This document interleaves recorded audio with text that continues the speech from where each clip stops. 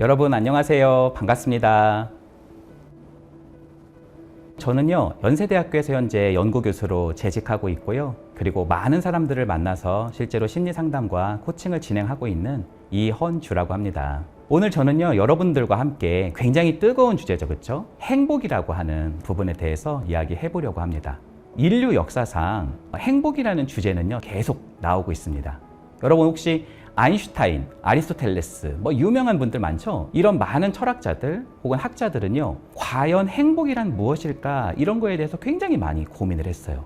심리학에서의 행복은 보통 검증돼서 나타나기 때문에 행복에는 재료가 있다라고 보통 이야기를 한다는 거죠. 그 중에서요, 행복 연구에 정말 유명한 연구가 한 분이 있습니다. 마틴 셀리그만입니다.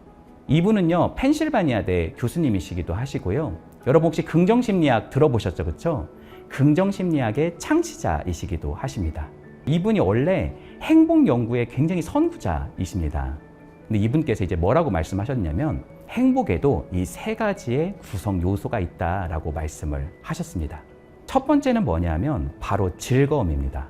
내가 지금 얼만큼 행복한지 아니면 행복하지 않은지를 판별하시려면 내 삶에서 굉장히 내가 웃을 일이 많은지, 내 삶의 일상 속에서 즐거움이 얼마나 되시는지를 생각해 보시는 것은 여러분이 행복한지 행복하지 않은지를 볼 수 있는 굉장히 중요한 질문일 수 있다는 거죠. 요즘에 우리 사회가 즐거움이 별로 없는 사회라고 얘기를 하잖아요. 제가 지하철 타고 가보면 아동부터 노인까지 웃고 계시는 분이 거의 없어요. 굉장히 심각한 얼굴로 다 스마트폰을 보고 계시는 경우가 많거든요. 근데 제가 그것과는 대별되게 사람들이 웃고 있는 장소를 가게 되는 경우가 있습니다. 롯데월드나 에버랜드 같은 곳, 굉장히 여러분이 좋아하는 어떤 공동체, 테니스라든지 배드민턴을 치는 곳이라든지 이런 곳에서는 굉장히 사람들이 웃고 있는 장면들을 보거든요. 그러니까 여러분들이 행복해지려면 조금 그런 장소에 많이 가셔야 된다는 거예요. 조금 웃을 일을 여러분이 삶에서 많이 만드는 것, 그것이 바로 여러분의 행복에 굉장히 중요한 요소가 된다는 겁니다. 두 번째는 바로 몰입입니다. 몰입이라고 하는 것은요, 우리 삶에서 행복과 굉장히 연관된다는 거 여러분 알고 계세요? 반대로 말하자면요, 여러분이 만약에 지금 내 일이라든지 내 삶에서 전혀 몰입하는 게 없다. 그냥 영혼 없이 회사에 나갔다가 들어왔다가 잠잤다가 밥 먹었다가 나갔다가 이렇게 사는 것이 반복된다면 나 스스로는 지금 전혀 행복감을 경험하지 못할 가능성이 높다는 거예요. 삶에서 무엇인가를 깊이 빠져드는 것을 얼만큼 하고 계시는지 그 정도와 빈도수에 따라서 여러분이 행복감을 경험할 가능성이 높다는 거죠.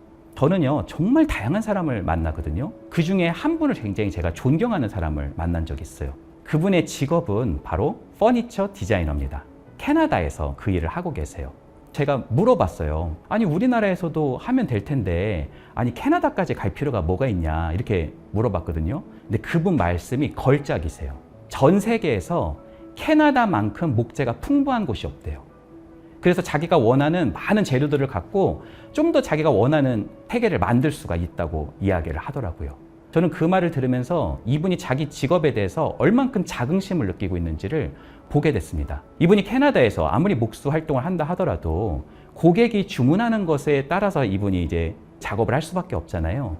그러다 보면 자기가 원하는 걸 하는 게 아니라 타인이 원하는 것을 대신 해주는 경우가 굉장히 많이 있죠. 근데 이분이 집에 들어오시면은요, 2막이 시작이 됩니다. 10시 반이 딱 되면 지하실로 내려갑니다. 어떨 때는요, 3시간에서 5시간을 하기도 합니다. 그곳에서 자신이 만들고 싶은 목공예품을 만드는 시간이 그때부터 시작이 되는 거죠. 그분의 부캐 시간이라고 말씀을 드릴 수가 있겠네요. 그분 이야기를 들으면서 나도 목수를 하고 싶다. 거의 거기에 설득이 되기 시작을 하더라고요. 그분 만나고 나서 캐나다 이민 이런 걸 굉장히 쳐봤었던 그런 기억이 나거든요. 그만큼 그분 눈빛에서 설득력이 있고요. 자기 직업에 대한 확신이 있고요. 뭔가 깊이 몰입하고 있는 그분의 열정을 보면서 굉장히 행복한 상태에 젖어 있구나라는 것을 저는 굉장히 오래 되었는데도 불구하고 제 마음에 각인되어 있습니다. 바로 몰입이라고 할 수가 있겠죠. 세 번째는 바로 의미와 가치입니다.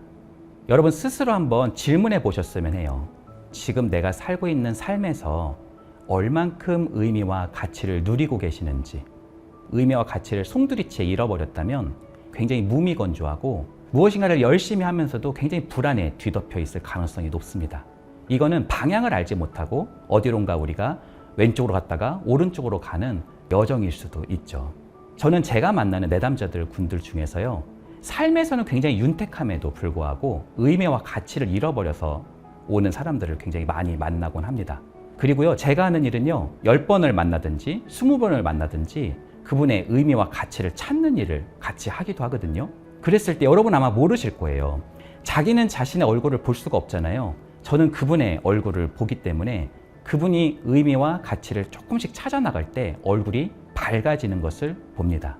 그러니까 여러분에게 스스로 한번 질문을 해보는 거예요. 나는 도대체 어떤 존재이길래 이렇게 어려운데도 불구하고 이거를 뚫고 넘어가려고 하는가? 본질적으로 무엇을 위해서 나는 삶을 살아가고 있는가? 이 부분을 여러분들이 스스로 되뇌어서 질문을 해보는 것이 매우 중요하다고 할 수가 있겠죠. 3가지를 한번 정리해 보겠습니다. 첫 번째는 여러분의 삶에서 얼만큼 즐거움이 알알이 박혀 있는지. 두 번째는요, 여러분의 삶에서 몰입하고 있는 것이 얼만큼 되고 있는지. 세 번째는 삶의 의미와 가치가 무엇인지. 이 3가지가 삶의 행복이라고 하는 것을 판별해 볼 수 있는데 좋은 구성 요소이다라고 여러분에게 말씀을 드릴 수가 있겠죠.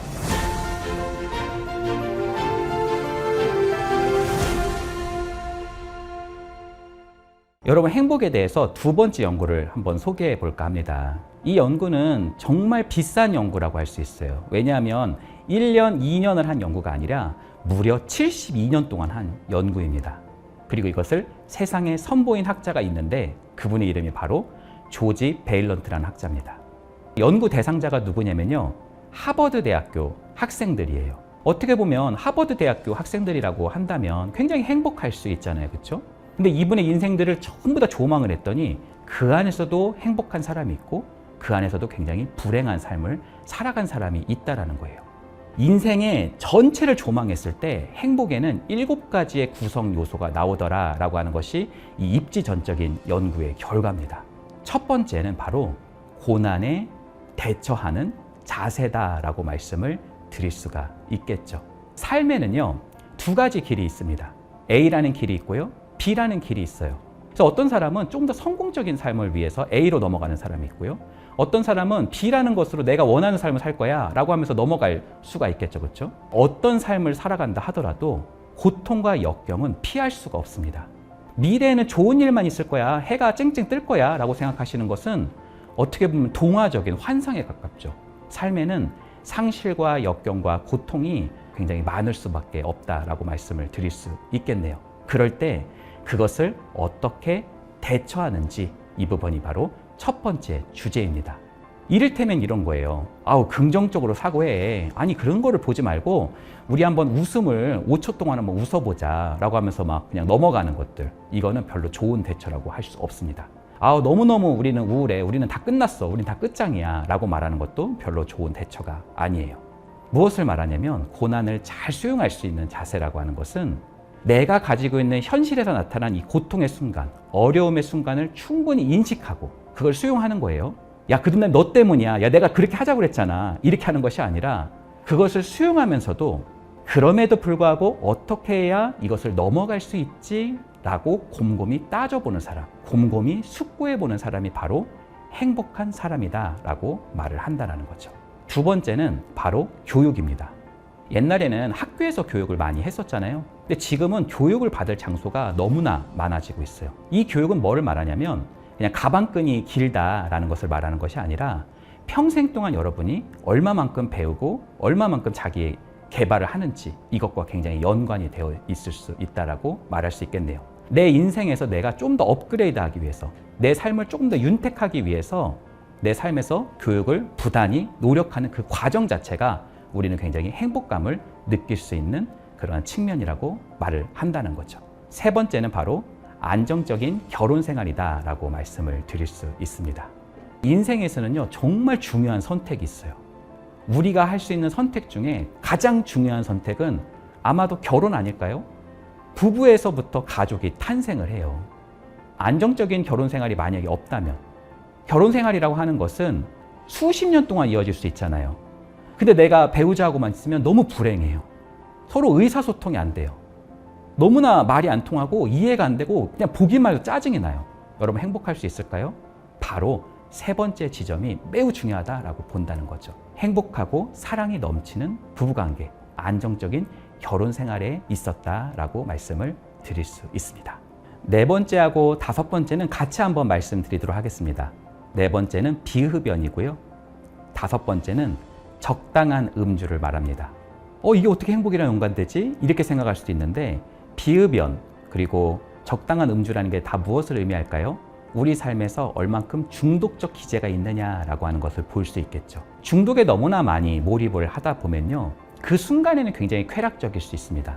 그러나 그것과 조금 떨어져 있는 일상의 순간이 오면은 공허해지고 무엇인가가 뻥 뚫린 것 같고 삶을 살아가는 데 있어서 즐거움이 많이 사라진다고 볼 수가 있겠죠. 어떤 분들은 그렇게 물어보세요. 아니 여기서 적당한 음주라는 게 소주 한 병이냐 이렇게 물어보시는 분이 계시는데 그렇지 않아요. 적당한 음주는 술과 상관없이 살 수 있는 걸 말합니다.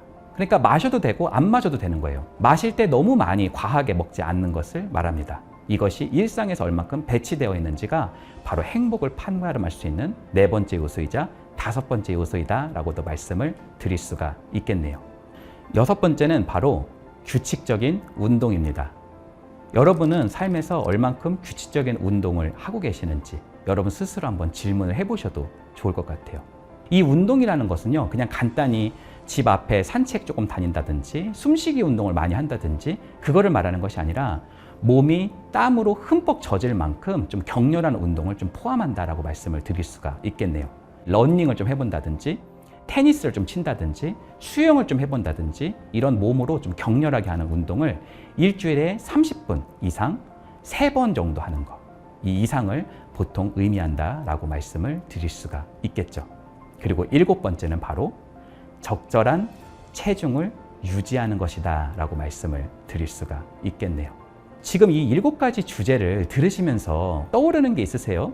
행복이라고 했는데요. 네 번째부터는요, 다 건강이에요. 비흡연, 적당한 음주, 운동하는 거, 적절한 체중을 유지하는 거. 이거 다 건강 주제 아니야? 라고 생각할 수 있는데 바로 정답입니다. 행복은요, 몸의 건강과 직결되는 개념이었다라는 것을 발견하게 되었다라는 거죠.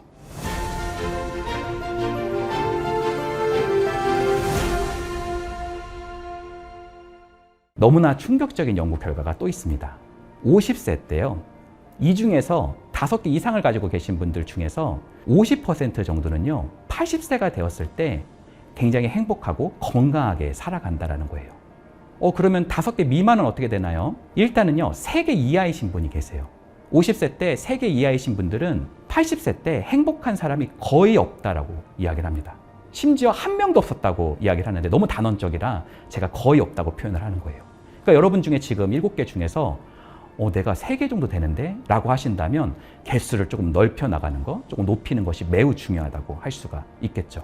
3개 이하의 요소를 가지고 있는 사람은 4개 이상을 가지고 있는 사람보다 80세 이전에 사망할 확률이 무려 3배에 육박했다는 것을 말합니다. 그러니까 어떻게 보면 행복해지면 조금 더 장수할 수 있고요. 조금 더 건강할 수 있고요. 조금 더 건강하면 행복할 수 있다는 것을 말을 하는 거죠. 이런 위대한 연구들을 우리가 짚어보면 사실은 깨닫는 것이 있죠. 몸과 마음이요, 서로 떨어져 있지 않다는 거예요. 이렇게 생각해 보셔도 돼요. 내가 지금 얼만큼 행복한지를 보려면 내 삶이 얼만큼 균형적인지를 여러분이 스스로 한번 판별해 보셔야 돼요. 내가 내 삶에서 심리적인 행복을 내가 충분히 누리려면 내가 얼만큼 물리적으로 행복한 삶을 영위하고 있는 환경 속에 있는지 이것도 매우 중요하다라고 볼 수가 있겠죠. 여러분 스스로 한번 점검해 보셨으면 합니다. 오늘 나왔던 주제들 중에서 내가 뭔가 부족한 게 있다. 나는 지금 7개 중에서 3개밖에 안 되네. 나는 1개밖에 안 되는데 너무 실망하지 마세요. 그 7가지 주제는 지금부터 하시면 되는 거잖아요. 그렇죠? 여러분이 운동을 난 전혀 안 한다. 그럼 운동을 조금씩 해보는 것은 내 삶의 행복을 좀 더 풍성하게 만드는 하나의 비결이라고 말씀을 드릴 수가 있겠네요. 여러분 삶에 있어서 행복은 무엇이며 조금 더 행복해지기 위해서 내가 일상에서 노력해 볼 수 있는 것은 무엇인지 스스로 판별해 볼 수 있는 좋은 계기가 되었기를 바랍니다. 지금까지 강의를 열심히 들어주셔서 감사합니다. 고맙습니다.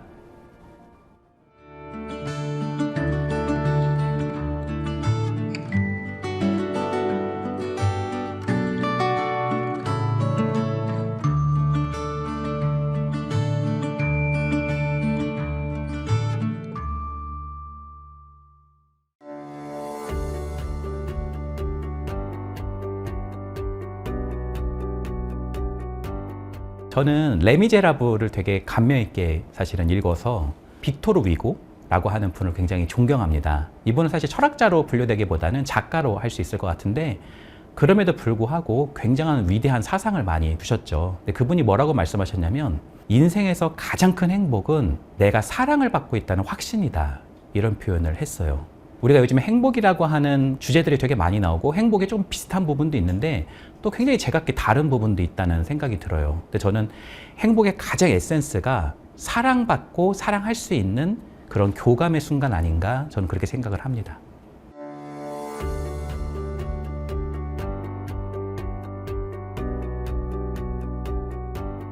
이제 연봉 1억이면 그 다음부터는 행복이 돈에 그렇게 영향을 받지 않는다. 그 연구가 있기는 해요. 다른 연구를 보면은 한 66억 정도는 또 상관성이 있다라는 연구들도 있어요. 이걸 결론적으로 또 보면은 돈이 초반에는 굉장히 힘을 많이 주죠. 행복이라고 하는 변인에. 근데 시간이 지나고 좀 돈이 좀 많이 벌리게 될수록 행복의 상관성이 좀 떨어진다. 이렇게 표현할 수도 있을 것 같아요. 근데 이거를 조금 우리가 생각해 보면 많은 분들이 아시는 것 중에 매슬로우 이론이라는 게 있습니다. 매슬로우가 이제 욕구의 위계 이론을 말했잖아요.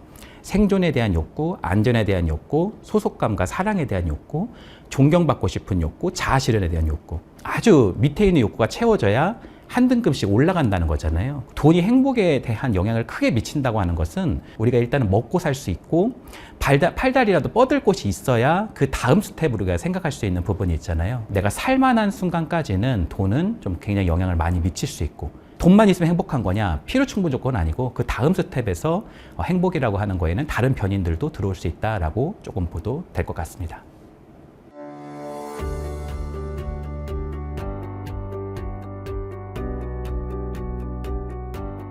요즘에 경제적으로 어렵다 이런 얘기 많지만 사실 어느 때보다 굉장히 풍요로운 사회라고 말씀드릴 수 있을 것 같아요. 그래서 지금 시점은 굉장히 생존과 안전이 위협받는 어떤 욕구에 우리가 있다기보다는 어떻게 보면 사랑과 소속감이라고 하는 것이 더 중요한 욕구의 시대에 살고 있다고 저는 생각을 합니다. 지금 말하고 있는 어떤 경제적인 그런 결핍들은 절대적 빈곤을 의미할 수도 있죠. 근데 많은 경우에는 상대적 빈곤이 좀 더 크다고 생각을 해요. 예를 들자면 우리가 저녁 약속을 하러 갈 때 굶었는데 잘 됐다. 이 저녁 약속이. 이것 때문에 내가 먹고 살 수 있겠다. 그래서 가기보다는 어떻게 보면 거기 안에 있는 멤버들과 내가 어떤 교류를 할 것이는지가 훨씬 더 중요한 시대가 되었다고 생각을 해요. 지금 이 시점에서는 돈이 중요하지 않다는 거라기보다는 시대적 흐름 속에서 좀 더 행복이라고 하는 요소를 관계적이고 편안함이라든지 또 나의 효능감을 경험할 수 있는 측면에서 우리가 좀 논의할 수 있다고 생각을 합니다. 어떻게 보면 개발도상국이라든지 선진국 같은 경우에서 행복에 대한 연구가 조금씩 다른 것도 사실이기도 합니다.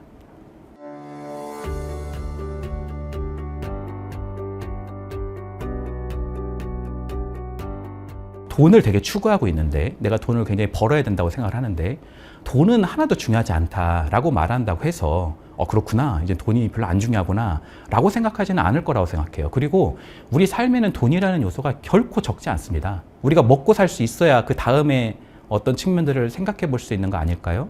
어떤 면에서는 삶에서는 돈으로만 충족되지 않는 다른 부분도 있다는 것을 우리가 한번 되새겨 볼 필요는 있을 것 같아요. 삶이 충만하느냐 그렇지 않느냐라고 하는 부분은 행복과 굉장히 연관될 수 있다는 거. 그러니까 행복이 어떤 면에서는 쾌락으로 끝나는 것이 아니라 삶을 조금 더 넓게 보고 조금 더 깊게 보고 어떻게 보면 웰빙이라고 하는 측면하고도 굉장히 연관될 수 있다는 것을 우리가 초기부터 아는 것은 이것도 있고 그것도 있고 다른 것도 있고 그럼 더 좋은 거 아닐까요? 그런 부분들을 우리가 한번 살펴보는 것도 더 나은 태도가 아닌가 생각해 봅니다.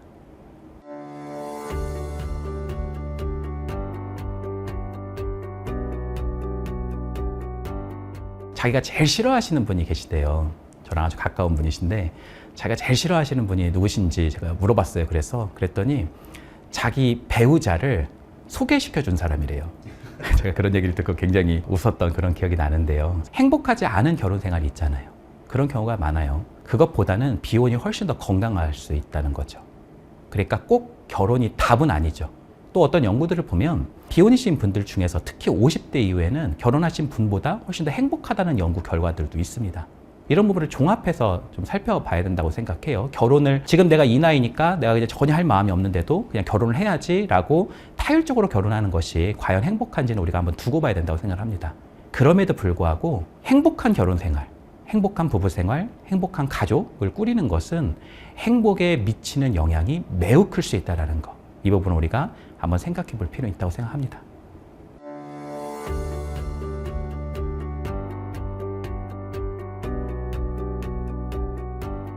그 예전에 스머프라고 하는 애니메이션을 보면 투덜이 스머프가 나오잖아요. 저는 예전에 그 투덜이 스머프를 보면서 아니 왜 이렇게 인생을 부정적으로 생각을 할까 하면서 불편한 마음이 있었던 게 사실이에요. 제가 이 공부를 해서 보니까 부정적이고 예민한 것도 어느 면에서는 유전적인 요소가 좀 큽니다. 그리고요, 이게 꼭 나쁜 것만 아니에요. 왜냐하면 우리가 너무 낙천적이고 부정적인 생각을 잘 하지 않으면 좋은 것만 있을 거라고 우리가 생각하는 경우가 있는데 꼭 그렇지는 않아요. 오히려 자신 안에 있는 위험이라든지 위기 상황을 적절히 대처하지 못할 수가 있어요. 그래서 종의 보존을 위해서도 이러한 대처가 필요하다라는 또 연구 결과들도 있습니다. 나는 종이 중요한 게 아니다. 지금 내 인생이 되게 부정적이지 않냐. 이렇게 생각하시는 분도 있어요. 근데 한편으로는 내가 위험을 조금 더 예측해서 조금 더 내가 실패를 방지할 수 있는 그러한 장점이 있고요. 내가 굉장히 부정적이라면 조금 긍정적인 생각과 감정을 갖는 연습을 하는 것도 되게 좋습니다. 예를 들자면 항상 끝을 좀 허무하게 생각하는 경우가 많거든요. 우리 예전에 개그 콘서트에서 소고기 사 먹어서 뭐 하겠노? 열심히 일하겠지. 열심히 일하겠어 뭐 하겠노? 소고기 사 먹겠지. 이 말이 되게 어떻게 허무하잖아요. 소고기 사 먹기 위해서 열심히 일하고 열심히 일해서 소고기 사 먹고. 뭔가 이게 그냥 굉장히 허무하게 쳇바퀴 도는 것 같잖아요. 근데 너무 인생을 그렇게 보기보다는 소고기 사 먹는 그 기쁨, 행복하잖아요. 그렇죠? 그리고 일에서 내가 굉장히 힘들지만 이 안에서 느껴지는 어떤 보람, 성취 이런 거를 조금 더 만끽하고 그 자체를 조금 더 인식하고 조금 더 표현해 보는 것도 어떻게 보면 건강한 방법 중에 하나가 아닐까 이렇게 생각해 봅니다.